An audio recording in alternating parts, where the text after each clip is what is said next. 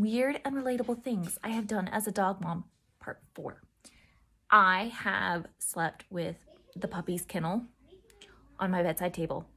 And then eventually, as the puppy gets bigger, it becomes my bedside table. This is so that they are nice and close and I can hear them and let them out. And the first few nights that they're home, I can stick my little fingers in and comfort the puppy so that the puppy is not scared. This works really great, and I got this tip from McCann Dogs.